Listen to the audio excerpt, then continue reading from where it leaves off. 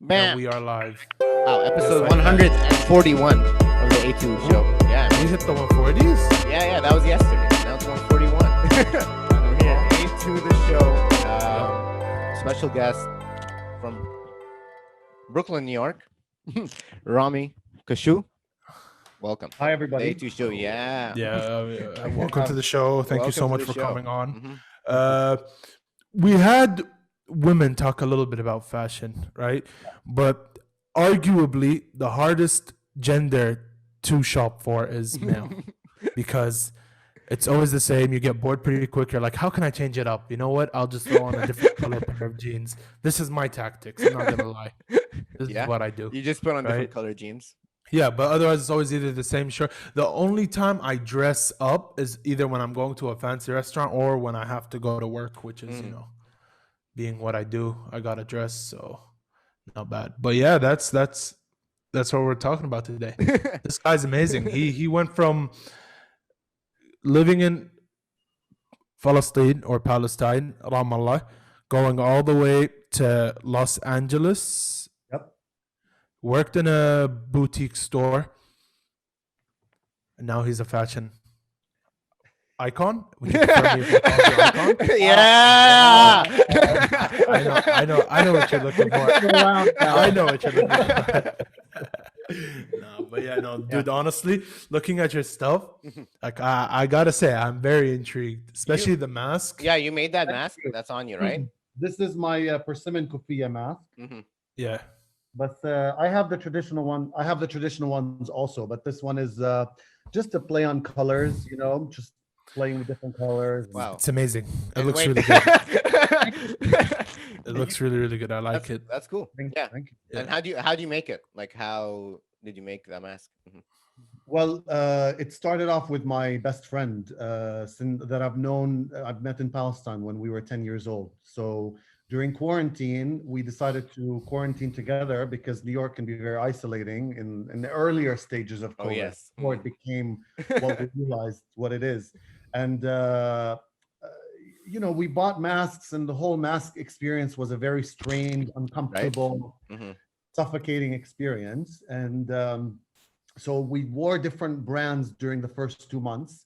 And then he had asked me to make him a mask. He works for the United Nations, and he's traveled and lived in different parts of the world. So at one point he had bought a beautiful fabric with Arabic calligraphy on it. And he said, here, can you make me a mask from this fabric? I said, of course. Wow. So when we were able to when I came into the workroom, started, working again after like thinking about this for 2.5 months, I thought, well, you know what? I'm going to come up with masks that I would want to wear.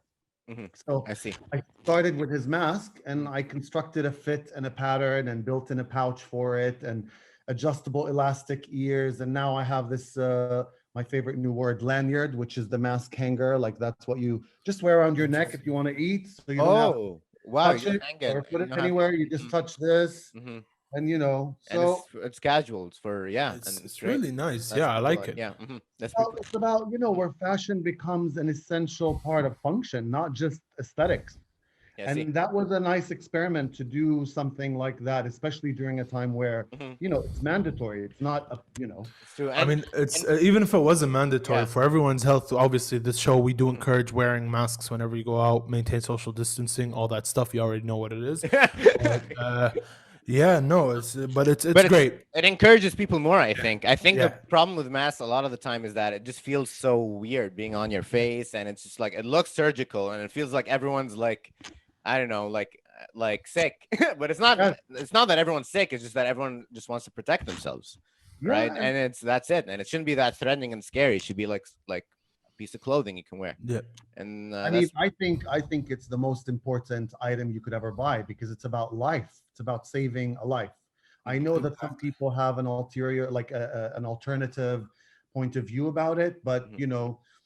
for those of us who believe that this is a real thing and this is life threatening, and some of my close friends, relatives, and parents have passed during this time because of it. That Wow. it's a very important thing. So part of my role as a designer and what I wanted to do is I wanted to make it aesthetically more pleasing, because frankly it wasn't fun to look at. It's a bit traumatizing, and make it more fun, and to why not have it like as a celebration instead of like this depressing, ugly looking thing on your face. It's your face, so why not make it fun and make it a celebration of Yeah. sorry, I did. I'm gonna I say have it to wrong. wear this. It's not What my I choice, I promise you. what I mean by ugly is like the mask in general. When we first started seeing people wear a mask, it wasn't as like pleasing to look at or comforting. It's a bit traumatizing, let's be honest. I mean, yeah, okay, fine. But doctors don't wear really them all- get yeah, traumatized because yeah. we have to wear one like every single day. I wear it in my workroom around like when I'm working with people. I wear it in the workspace Mhm. all day. Okay. Honestly, like it's everybody has to wear one. Everybody has to sanitize and wash their hands and take off their shoes before they walk into the place. Like we have to take these measures because it's not worth getting sick and not functioning for 14 days. I see. True. Very true. Fine. And Yeah. it's not just that. The issue doesn't come in the 14th day. The issue starts on the like 4th and 5th. That's when the onset of action begins. And it's terrible because some people, like, it doesn't matter whether you're young or you're old. It's just when you reach that 7th, 8th, and 9th day, I'd say 60 to 70% of cases require to be on breathing machines. Oh wow. Yikes. Because, yeah, Yeah. it's So let's like, not get there. Hmm. let's why do you want to put yourself in that situation? Mhm. But at the same time, if you don't like wearing masks, you can look good wearing one of those bad boys right there, right? I Like see. those are no joke. So You also have uh the ones. These are you the started Palestinian embroidery ones. These are the Oh. Palestinian embroidered ones. Oh, Those the are that's Okay. Palestinian hand ones. Wow. embroidery. Mhm. that's really nice. So these are hand stitched or with machine? No, this is hand embroidered, Hadi. This one. Wow. And Hadi. this is My called brother's called Hadi. this is called the head of the snake. It's like Ras al-Tu'ban. Wow. Across the So Thaban. Wow. Dude, anyway, those names are pretty That's cool. cool. Yeah, And not bad. yeah, I want to ask you about the process of making them. From yeah. what I understand, in fashion, there's a lot of waste that goes on, and it can be very environmentally damaging, and it is, right? From what I understand. It's the Can you number tell two us? industry that's damaging to the environment after Okay. the meat industry. Yep. Right. So, by participating, like by making more stuff, are you damaging the environment more, or have you like figured out a way to make fashion that's environmentally sustainable? Well, I mean, that's a good question. And I think Mhm. it's important for every brand to be asked that question. Any producer of any sort, really. It's my method, my business philosophy is going against the tide of fast fashion. The concept of fast fashion is overproducing to a level of excess beyond demand, where the clothing racks of chain stores that are worldwide, so you can only multiply these big brands of how many stores they have every week. Imagine, like every week, and imagine how much stuff that doesn't necessarily sell that ends up either becoming, a lot of it is non-biodegradable material. So it ends up as landfill in other countries. So my approach is everything is made to order. Mhm. So nothing, I don't have stock sitting around where I don't know if it's gonna go to a destination or a place. Every order that comes in, the fabric gets cut and made. Secondly, a lot of the materials are upcycled. So I use upcycle. Some of them are new and some of them are upcycled. So that still also offers a percentage of that also, where it's not just buying new materials. Excuse me for cutting you, but what's upcycled? Like upcycled is when like you buy materials that have already been produced that are called dead stock. Dead Mm. stock is when like a company has excess fabric that other stores still sell those fabrics because they've been produced, but there's no use for them. So the lining is upcycled, but it's a real nice quality fabric. It's a nice cotton. So and also part of this for me is using this opportunity as also preserving humanity, such as the Palestinian reality, and preserving hand embroidery. Not every single mask is hand embroidered, but a lot of them are, and so it has attention towards like the production process and the environment. It's also about preserving hand embroidery and Palestinian humanity and how they're viewed through the world in the media. Amazing. Mhm. I mean, it's also like I forgot the I word, but like sympathize. I also sympathize with the Palestinian cause Mhm. a lot. That's why I always like, even in our shows, whenever there's a hint of, just Palestine, like I always make sure, you know what, it's Palestine. It's not any other name. Mhm. So it's amazing because you don't always have to just run outside, be like, no, this is not the case. You can do it through your work. People will appreciate it more, right? And it'll have more meaning Yeah. in your own work. So that's amazing to see, I have to say. So uh is your fashion like purely masks, or did you used to do like other clothing, I think, right? I You, designed evening wear, and I still do. This is a amazing. special project. Art project is what it's called, because it's, it's something of the moment. Yani it's a reflection of the reality that we live in. It's where art becomes a reflection of life, really. Mhm. And so that's a special project that I'm focusing on right now, but I still design clothes, and I'm going to expand it into clothing and an accessory line. But I I see. started doing bridal and evening wear. That's how I started. Oh wow, I And see. okay, so Are let's they talk a are little they bit up? about that. Are they online somewhere? Can we see them? Yes, you could see some of my previous work on my website, ramikashou.com, Right. or it's Mhm. it's online also. Oh, there we go. Wow. All right. So yeah, Nice. you can see it in my earlier, like previous posts, because now it's been mostly masks Mhm. and embroidery and things like that. But that's But yeah, I see. Wow. All right. Mhm. there's some clothes on the website as well and Instagram. So Mhm. I do like my main focus and passion is designing clothes. But as a designer, I think it's important to pay attention to what's happening around and also create Yep. things that are related to the status quo. I I see. mean, Wow. just looking at your stuff here, Yeah. it's like Mhm. not bad. Mhm. So it's very Arab like influence. Like this is the uh Yeah, kufiya, or what we call it in Kuwait, the shma, Shema, right? yeah, Yeah. yeah. Mhm. And this is also for like women wear, which is the, we call it the burqa in English. And it looks really nice. Like I can't lie. It looks really, The really masks good. are pretty cool. Yeah, that's true. Yeah, they are. Mhm. And I mean, like, my heritage was my inspiration. So, it's whether people see it as a political statement or Mhm. humanitarian or an environmental statement. This is part of my upbringing, and it's a fact, and that's my inspiration of choice. That's, So, I mean, so how did you get to the point where you're making like bridal dresses, and it's one of the hardest industries, fashion, to get into and to get customers, and right, from what I yes, understand, it's not and easy. coming from Palestine, I Yes. don't know how the opportunities came your way to end up in New York. Just kind of Well, curious. I mean, I think, I have to give a lot of credit to supporting parents through growing up when they realized that sketching and fashion is my passion at the early age of like 7 or 8. They were very supportive. So that gave me the confidence and the belief that I can make that into a reality. So my shout out father, to mom and dad. yeah, Yeah, it's true. Shout out to mom and I That's dad. awesome. All right. yeah, I mean, my first two sewing machines when I worked in retail, my dad helped me buy them.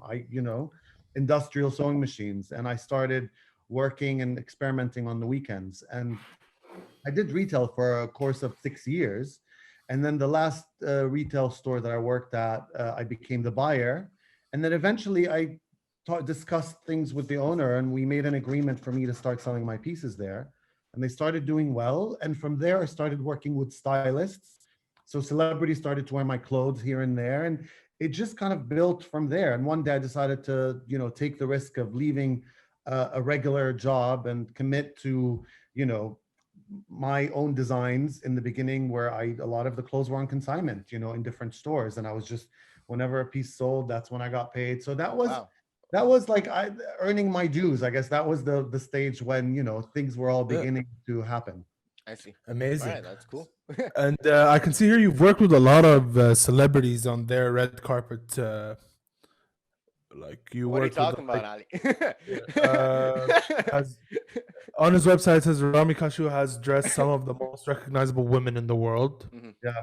and here, let me share screen so people can see this too.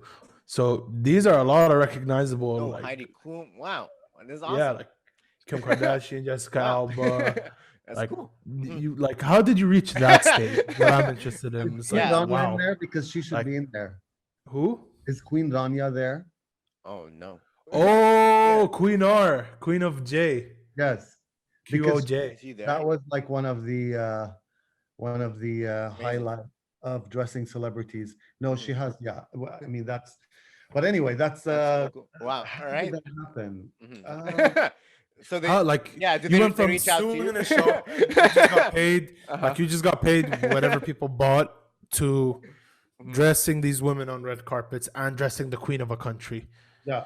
Like, wow. And Yeah, I nowadays, mean, like they reach out to you with an idea, or do you reach out to them with a team? with Or, an idea, yeah. Well, I think in the beginning, how it started, first of all, I was working in Hollywood. So being at the right place in the right time played also a part in that. Mhm. But also okay. myself not giving up on the believing in that it's going to work out. I don't know how, but it's going to work out somehow.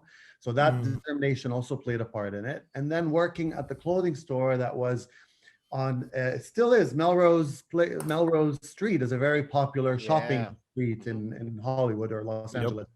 So I worked there, and that's when stylists would come in. And I remember the first time that, R&B singer Aaliyah, when she wore my clothes, or when Pink, the singer, wore some pieces of mine. I started building relationships with the stylists. So having to be on the I floor in see. With the sales, customer stylist. service was a Mhm. part of my experience. Mhm. So I started to build those relationships, and then they lasted years later on, where Mhm. after doing the show Project Runway, the reality competition design show on Bravo, that's when my work became more public outside of the U.S. And that's when the Queen saw my work in a magazine article that I did an interview in a Jordanian article, and that's when they sent for me to meet with her and dress her. So Yeah. each event led to the Uh, next in a way. Yeah. yep. I All right. mean, Mhm. this is where I say destiny is real, because it's like it all fell into pieces very, very quickly. Would you say it's What? very quickly? Quickly? No, no. No, but like People it. think that it Uh-huh. did. I started working in 2000. Like it started to happen in 2001 officially. Mhm. From 2001 to Mm, 2008, when I did Project Runway, like that was a buildup of years of hard work. of But course. people see the glamorous moments on a celebrity or an interview or a TV show, and they think, oh, that's all it is. That's a very small percentage of what goes on It's behind. true. See, here's how I view it as, it's like you reach a certain threshold with all this hard work, and then it starts falling into places.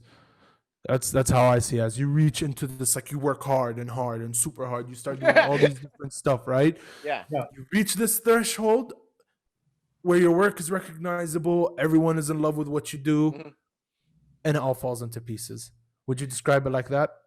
Yes, but also like the fashion industry, and if you look at the history of world-known brands and designers and their Mm, story, it's a very like Mhm. it's never a consistent thing. It's not like one day at one point you arrive and it is stays a certain way. The industry, like in 2007, no, 2008, between 2008 and 2010, that's when the recession happened. That's when a lot of stores in the US at least were closing down.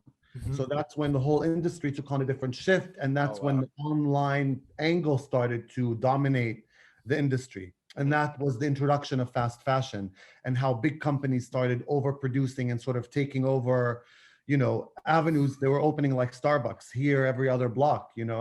And that's where we are today, and which is related to the environmental issue. But that Mm. affected designers like us, independent designers, and brick and mortar stores, which are physical stores, when they started to close down, and how now everything is so digital. Everything is online. Yeah. Yeah, I that's mean, So you true. go Corona. through changes and adjustments. Yeah, it's true. I mean, Corona is Mm. also, I imagine, like a huge, like Oh, Yeah, for sure. changing, like a lot of yeah, stores like that it are shifted closing down. everything online, Everything's from school to online. work to Yeah. study Hmm. to like shopping, food. Everything has gone online now. Hmm. Yeah, So it's Is yeah. it amazing. harder to sell like a piece of clothing online, like a beauty gown?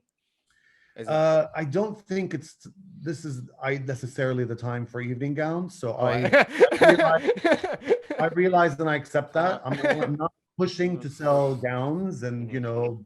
really, it's not so much of pushing to sell. It's more that where the attention is now is more about you know quality masks that also have a fashion feeling to them. Yeah. But also, I think where now the home has become a place where we spend a greater deal amount of our time with, Mm. that's where sort of like designing and creating products is gearing towards, which is more of a home lifestyle.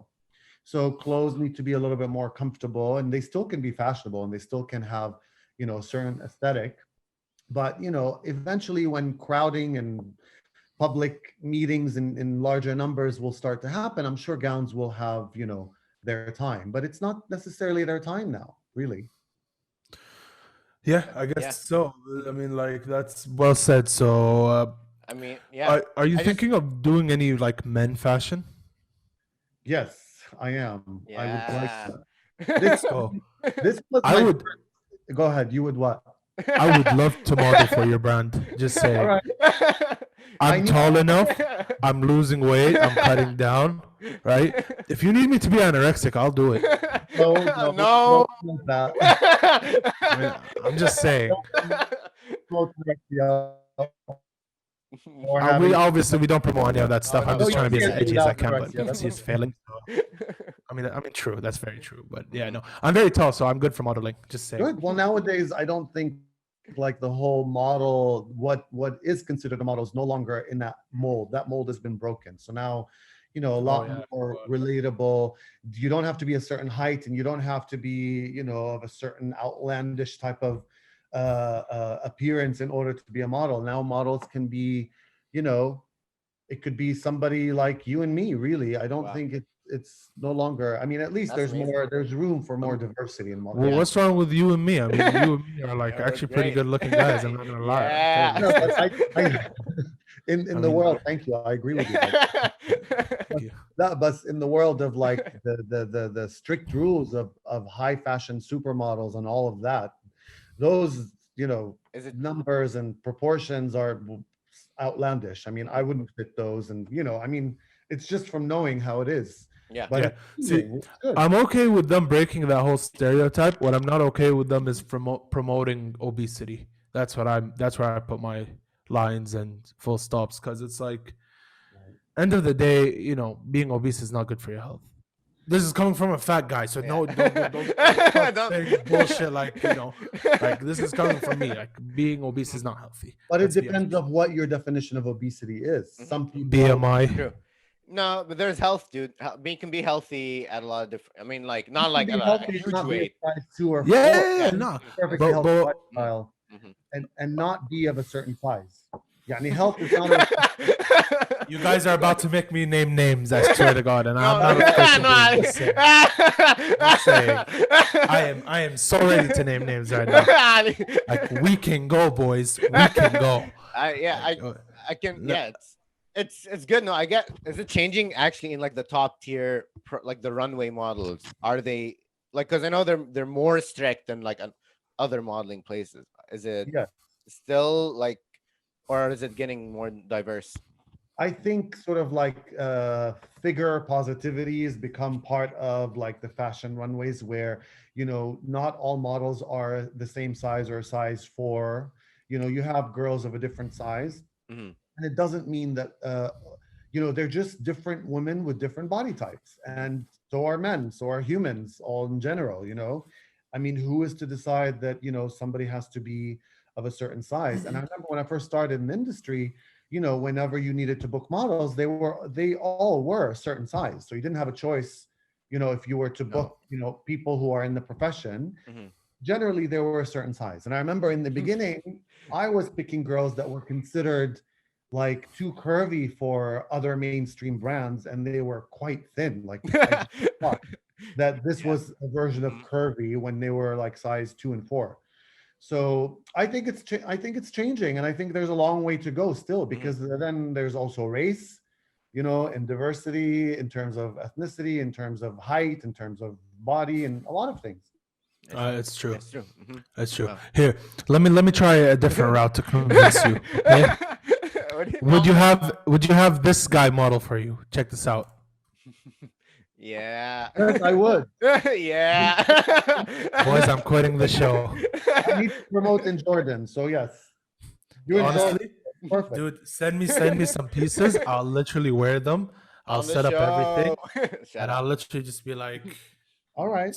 just a little shout out, just a little for what I used to do. A to the Just show. just a tiny bit. Just That this. sounds good. That's it. That's all I want. No, I'm kidding, obviously. But if you do want me to model for you, I really don't mind. All right. Well, this is my first unisex product in terms of design. Yeah. I'll buy some now. But soon, I want to really expand on clothes that aren't necessarily specific to, you know, like pieces that can cross over easily from A to B. From it's the whole like the evolution of gender. I think is also something us in Arab culture. There's a way to go, but why can't a man wear tatris, for example? Why is it? It's men can wear and celebrate it just as equally. It's an art. Why not? Wait, men can't wear that? Who's saying men can't wear that? There are people who say that. I don't think, like in our parts of the world, that's fine because like in the olden times, right? Like the headpiece that we wear in Kuwait here. Let me see if I can find you. Cool. Yeah. Fresh Prince. By the way, that's my nickname. They call me the Fresh Prince of Mishraf. Nice. Ali, what's the clothes you wear? The Dishdasha, dishdasha? Qatwa, That's I right love here. the There we go. That's me. Yeah. That's me Yeah. right there. We should So make it this more popular. headpiece, Mhm. this headpiece is like the whole red shtick that came with it is embroidered, basically, Mhm. right? Beautiful. It's this is normal sewn, right? Handmade, everything, all that fancy schmancy stuff. But like, whenever we wear, like the winter ones are made of more of a cotton kind of material. This was all in the name of keeping you warm, but also it was symbolized. So show me what you had in your hands just now. Oh, this is one. This is Not the snake's head, the one you're wearing now on you. this one. This is Yeah. the, So, do you know what the story of that thing in the middle here, where it looks like a ECG reading? Yeah. Okay. This basically, all the headwears basically tell a story of origin. So that is what they call the fishnet. Ali, And basically, it was fishers who wore them most, and there was a lot. There was desert stuff, and it's all hand embroidered. So if whoever like this if is any machine of the Hi in particular. This is machine embroidered. This one. yeah, I mean even if it was stitched by hand, like Right. it's not wrong for a guy to wear something that's embroidered because the main formal headpiece that we wear, surprise surprise, is embroidered, right? Yeah. Like, whoever tells me you can't, I'll just be like, dude, you don't know Arab history. You can just There you go. And the collars also, right? The collars have embroidery in them. and Just a little bit more. Emirati, Dude. in Emirati dishdasha, yeah, they have the little thing up front. Yes, yes, Center. yes. Yeah, and that's hand embroidered. Uh-huh. That is So like, And it's comfortable. dude, very what Arabs when they went to war on like wearing dishdashas, they'd wear a piece on top that was made of cloth, Uh-huh. and it was embroidered. It was also embroidered, literally, like either the name of the clan or the tribe they come from or the city they are from. And so whoever says you can't wear embroidered because you're a guy, I'd just be like, dude, deuces. I'm Deuces. talking to you. Like literally. Mhm. Yeah. So Yeah. you want to do like more like more fashion is what you're trying. So what's next for you? for myself. Yeah. Now I'm actually working on new accessory designs. Mhm. So the idea is I'm working with women in Palestine to create hand embroidery. Oh, So wow. part of this project for me, it's a mask, but it's a lot more than a mask because it's, I always say our project is about building bridges. So it's about creating new relationships with women back home on the ground in Palestine who are very talented, who especially now during COVID, different communities are of course affected very differently. We're all in this together, but not really, I mean, Yeah. some people are affected a certain way and others are, it depends. This has been a very divisive experience. And I think, creating, building work projects together, I think has been really inspiring for me. And I want to build on that. Also clothing. I mean, that's going to be what's next as well. All right. Cool. Yeah. So what are some? Do you mind sharing some ideas of men's fashion that you're looking into? Like, what are you planning on for men's fashion? I can't tell you Heike Oh, without make here. that's fair. Make Fair, the fair. actually But I'll popular. tell you something. I'll tell you, it will be considered like unique, but also comfortable and somewhat street inspired fashion. It's not going to Dude, be I'm looking for that. formal. It's going to be comfortable, but it's going to be unique, and it's going to have like an Arabic heritage feeling into it. Yeah. Outside Arabic heritage, what's your favorite fashion type? Because mine is Japanese streetwear. There was a time period I was in love with those. Beautiful, yeah. Yeah, it's like they're just, I love that. I mean, I think Japanese street fashion in particular is very creative and really it amazing. is. Yeah, it's super nice. But other than that, do you have like a certain favorite of Like style style? right now. It changes. I mean, I think right now anything in that is connected to the textures of cloth, especially Arabic cloth, is really where my inspiration is. But it also can venture out into like Bedouin clothing, and it can go out yani, into Morocco, and it can go into different parts of the world. That's where all of the rich detail really comes from, and it's very inspiring. It's amazing. It's a lot more of historical pieces than clothing necessarily today, but I like the idea of the dishdash, and I like those type of sort of feel good, comfortable clothes that translate into a feeling, not just the look. It is. You know how comfortable those are? I don't know if you've ever worn one before. I want to. I've never have, but Dude, I really want to. They are. Are so there cool. are there like other Arab like historical clothing other than the dishdashi Where in Kuwait? and just in general? I know There's the Lebanese. You guys used to tarboush, wear the hat, tarboush and Yes, the vest and like the puffy genie pants and like yes. that. And what else is there? Oh no, dude! The last winter I was very into turtlenecks. I'm not afraid to say it. I was Steve very into. Jobs. I was Like- rocking my Dwayne the Rock Johnson out Nice. so hard. It was not even a joke. The Uh-huh. I would turtlenecks. do the same thing in New York in the winter. It's freezing in the winter. It Turtlenecks is. really I are mean- very helpful. Yeah, honestly, and it's like they're up to here. They make you look thinner than you do. I'm sorry. Okay, here I'm gonna stop that because I know people are gonna get annoyed. So, no, but honestly, I really like them because they would keep you warm. And when you do this, and it gets warmer, dude, turtlenecks are the way to go. They're amazing. But You were telling us, Rami. Do you know of any other like historical? I really want to know if there are historical Arab clothings other than the tarboush and the dishdashi. So there's in women's fashion, which is where my research mainly is. It's the tobe in general. So there's the different tobes with different color stories that come from different parts of historical Palestine. Tobes? What's that? Yeah. Tobes. I'll find a picture now.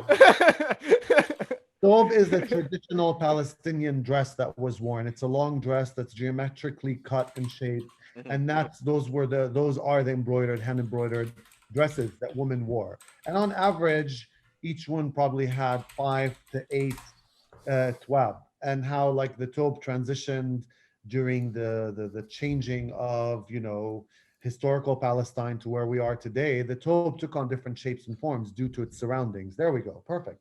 Thank you. welcome.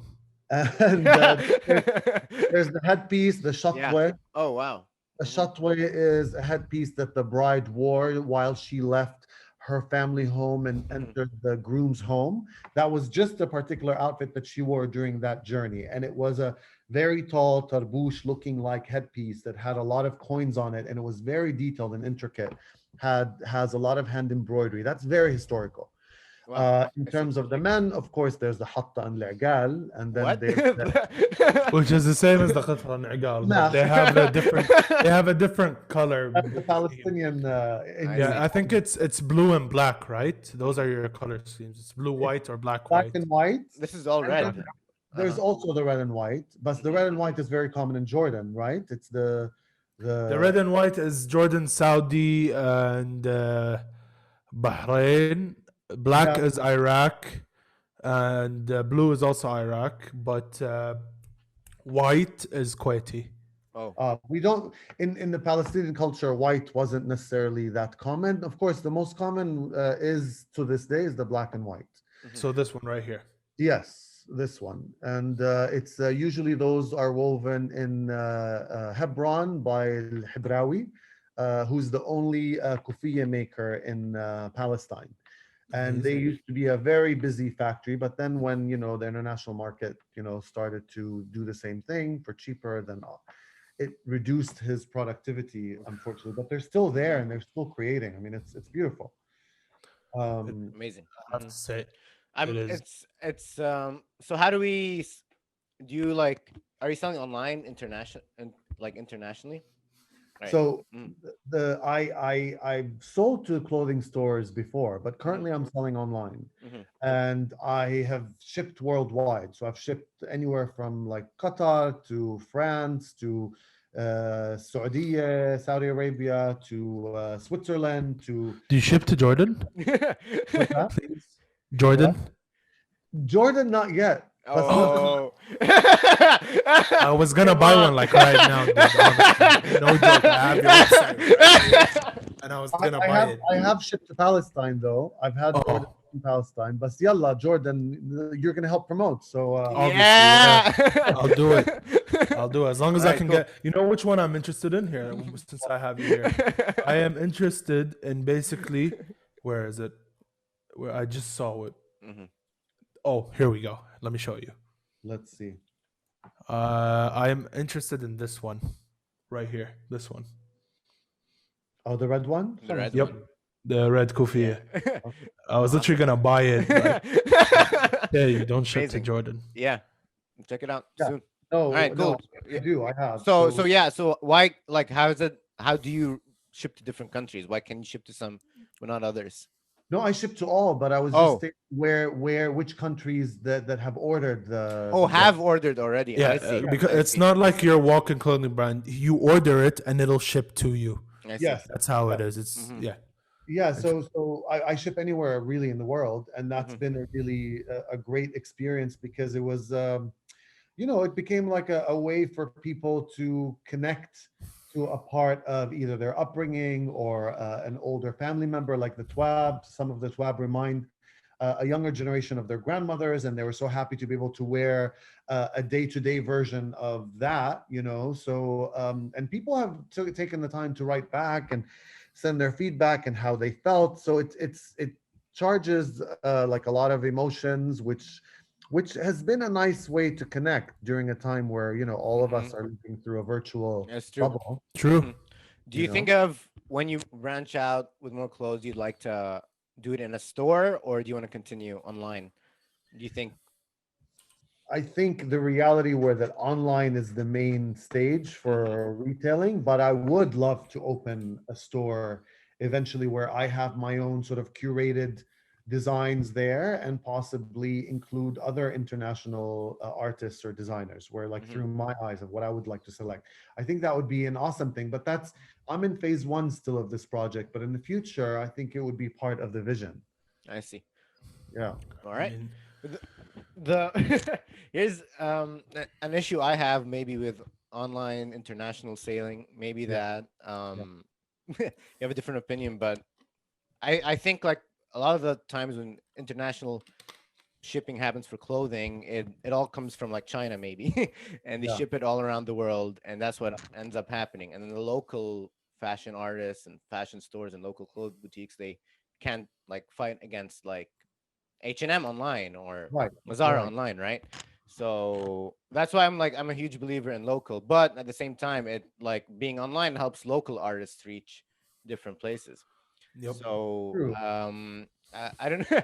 And then another issue completely that I don't know if you've heard about this. We've learned about this in our talk here, but in a lot of the cotton that comes from China comes Yeah. from labor camps That where have Muslims put under forced. like Yeah. yeah. So is it unethical now to to buy from these brands, Yeah. or are these brands making a change? I don't know if you can tell us more. First of all, I was watching your current interview with your last on YouTube, your last guest about the situation there and about some of her family members.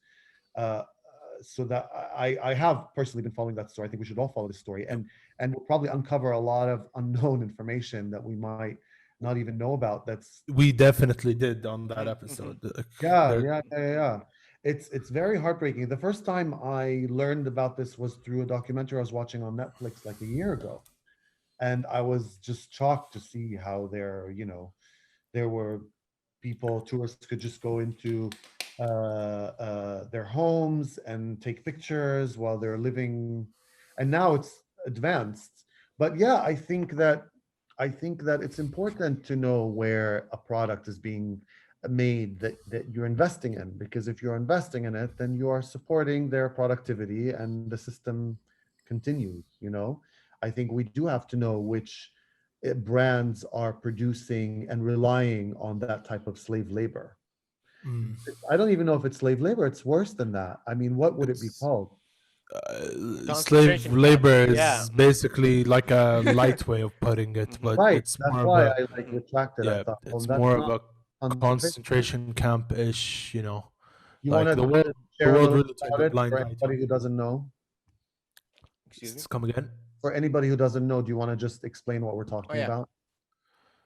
Watch Good. episode 100 and something with 100. Jawad Al-Ham. If you didn't Yes. by now, honestly, Yes. you really Definitely check it should out.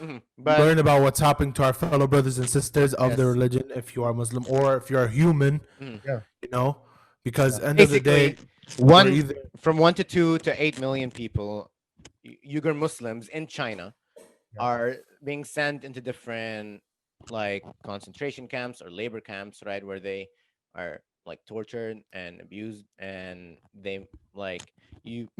I don't want to share too many of the details. You can go check out the episode. yeah, You because hear it's a really bunch of hard to details. talk It's very about now. Like heartbreaking. Yeah. it's like yeah, But Yeah. and they're extorting them to create products for them, and one of the products is cotton. 80% of the cotton that comes from China is made in these Uyghur camps. So Yeah. all the clothes we've been buying for the past years have been at the extortion of these innocent people. Yeah. Yeah. No, yeah. it's true. So yeah, it is, and it's. This is why I personally support more brands that are local based, not imported, and have no ties to China. Right. So No, I mean it's true. It's a responsibility. We all have to know about this. I mean, I'm investing in buying local from Palestine, like the kufiyas.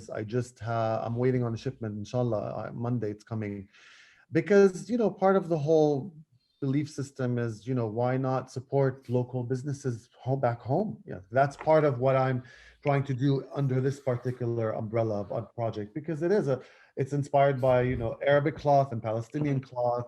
So that's I'm building on it, and it takes time because it's about building relationships and waiting for some people to respond, sometimes through emails, and it takes much longer, but it's getting there, it's moving. So that's part of the inspiration. Awesome. That's cool. Yeah. And that's cool. so Well, you said your next for what you're doing next is you're making accessories with these Palestinian people. Where can we Embellished like? fabrics. Yes. So how can we find out more about it? So if you follow me on social media, Rami Kashou, you'll hear the latest and learn Yeah. about the latest. Link in the link in the bio. description below. Yeah. Yeah, link in the bio. And then my website, of course, as soon as I have the collection ready, that's immediately where it's going to go. I personally, like that people can reach the source directly, because there's that personal relationship between designer and client or customer or wearer. And it's nice because then they get to speak to a person. They're not just getting an automated type of response. If there's special requests, sometimes as much as we can, we try to honor them. So it's about that type of slower speed, but also with that comes a much better quality of communication, of design product, of even inspiration, because it's part of my inspiration of what the feedback is. So like, for example, this mask, always, I start off with creating them with loops around the ears. And after a few requests of girls in different parts of the world, especially in some Arab countries and some outside, wear the hijab, so they cannot wear the elastic around the ear. Inside the area. So now I created the elastic around the head. So the part of that real chance of communication, where if they bought it through a store, I may not have had a personal hands-on experience with it, and it's part of the design inspiration. So now it comes in different sizes, and now it comes in different types of elastic styles. That's amazing. I mean, at the end of the day, fashion is all about adapting to different changes, right? You always have to change and like find ways to make something still look good, but on different types of people. And what you just said is basically describing what I described. And that shows how good you are at what you do. So there's no doubt about it. I have this whole thing set up in front of me. I'm about to order the red Yeah. super excited. And how long does it usually reach? Like, how long do you think it would take? Take to make. No, just to like come to me in general. Oh, well, because of the pandemic, the USPS mail has been slower than normal, but it could take anywhere from 2 to 3 weeks. Perfect. Cool. By After the Christmas. show. By Thanksgiving. Yeah. Uh-huh. I mean, I would be thankful for the giving. But Or something might come with it. You never know, as an additional something, you know. But what I hope out of this, because I hope that one day and sooner than later, what I personally want to do to the ones I'm wearing, because I have several of them, because I'm testing them always, is to kind of make it flat and just frame it and hang it, and as a visual reminder that we got through this, but also we got through it through a connection to our own heritage. And even one does not have to be Arab. They can just be like somebody who appreciates beautiful cloth. Like, why can't it be part of their personal experience, cultural appreciation. Yeah. Not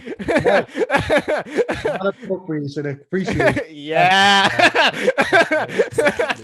That's why I like wearing Japanese streetwear. Now, because I'm appropriating. I'm appreciating. No, Yeah. you're celebrating it. I mean, it's not that you're creating a whole line of Japanese fabric,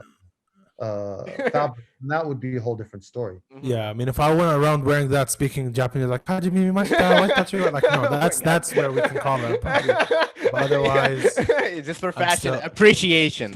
Yeah, appreciation. Mhm. It'd be cool if you don't have any like Halloween masks for the Halloween times. Ooh. I It'd be cool. haven't. That's a whole other Whole other thing. Next virus. Next Yeah, hey, virus. next virus will definitely put you guys up with Halloween clothing that people can already access. I think I'll leave that to the experts. That's true. Yeah, that is true. You do your Yeah. own thing. Everyone does their own thing. That's true. Yeah. All right. Wait, if I order it now and it comes in 2 weeks, that's on my birthday, dude. I'm definitely doing that. That's my birthday gift this year. Is a red kufiya over the year, standard. When is your birthday? 30th. Oh, So the that's like 30th in of 20 October? days. Yeah. Oh wow. No, Halloween. Halloween, baby. Yeah. That's why I'm evil. No, I'm just Do you have any plans for your birthday? No, it's basically sit study because that's when my exams usually are. Okay. Yeah, I'm sad. Good luck. I know. October I've been 30th. to a few virtual birthday parties. Yeah. I mean, look, you know what? Here's what's probably gonna happen. Everybody comment happy birthday, October 30th. Yeah. Here's what's gonna happen. I'm probably gonna lock all my doors because if my friends get in, they're gonna like smush my face with cake, which is like a birthday tradition they have. They've been waiting for me because I've been doing it to all of them, and like they're waiting for my day to get their vengeance. So I'm basically gonna be like in a bunker, not even quarantined. Just to Yeah. So Amazing. basically, All right. anyways, we have reached our timestamp, by the Before- way. And like, That's true. Before we wrap up, if you have a minute, I just want to ask one thing from you. Yeah. So it takes, I mean, there are a lot of fashion designers out there, but you were able to sell your fashion to a lot of great people. I know you said it takes a lot of hard work, design effort, but it also takes a lot of like confidence, right? Right. How how like what does it take to sell like like a piece to like celebrity or the queen, right? What does it take in here to do it? I mean, you have to internally believe in limitless possibilities for one, because if your inner dialogue is I can't and I can't, then you won't. But if your inner dialogue is I can and I will, it starts there. Like that's the seed where the roots begin to grow, where the branches are extended, and where things start to materialize. I It's love about that. what the question is, what is your inner dialogue with yourself first? That's the first question. Secondly, is what are the actions and decisions you are taking as a response to that? Whether the dialogue is for your advantage or against you. It's either or, generally speaking, how humans are programmed and conditioned. And to some people, they're not even in touch with that. They don't even know that that's happening, but that is happening inside every human's head. And I think that it starts there as an artist, and not to say that self-doubt doesn't exist. It exists, of course. It's part of the human experience. But how much is one willing to listen to it and believe it, and what's their reaction to that? So I think for me as a kid, it started there, especially growing up in a reality where there were many limitations. There were limitations due to the occupation, due to checkpoints, due to curfews, due to a lot of daily disruptions of Palestinian daily life. So I think that was sort of like the against the grain belief that, thought that this is mine. Nobody can have this. Nobody can put a checkpoint around this or control this, or, I'm going to create this. And I think the idea, but also it was a form of coping for me as a kid, during the Intifada and during all these difficult realities that I don't think anyone can relate to unless you have lived that life, Yeah. You can have an idea. But I think for me, that's what it took. It started from a place of a negative place that was a negative experience and a dull reality. And then I think, positive. yeah, I think so you can draw from that and then you can transform that. So I think creativity is not just about, for me as a designer, I don't look at it as a, here's a fabric, I'm going to cut and make something. I can create an experience. I can create whatever I put my mind to. I just have to commit to it and make the right decisions and take the right steps. I think that's the best way I can answer this, really. And it's the best answer we've received. Like, it's amazing. I loved it. Honestly, the idea of like placing that seed of yes, I can, and watching that plant grow, like that's amazing. I'm taking that. Anyways, we have reached We've had here. Is there anything else you'd like to shout out? Let the world know. Just read about what I'm doing and read about the inspiration. Don't just look at the products and the designs on my website. Try to read about my inspiration. It's not very long, and I think it can be very insightful. So yeah, and thank you for having me on your show. Awesome. Yeah. Thank you for coming. Honestly. Thank you. Yeah. Check out link in bio. Check out. Hey to the if you show. reached- Please if you like. reached- Please subscribe. If you reach this part of the video, yeah, please like and subscribe. You might as well. and Come on. And yeah. There you go. Share this You video. guys Sign have out. very important topics. So yes, do pay attention. Do subscribe. Yes. So Yeah. this is how we sign out. Salute to Cover the Cam and movies. Have a Genuinely enjoying life, enjoying yourself, enjoying the fact that, hey, you know what? My mind and my body are actually in this one place, so it's actually making me grow as a person, become a little bit more confident in myself. The people that were holding you down, the people that you are trying to help, kind of get out of their own funk, they tend to separate themselves from you. So I've seen many relationships go up and down. Some for good, some for bad. In that world where, hey, you know what? When I first started, I was kind of meek. I didn't know how to use my voice, but by the time I got my black belt, I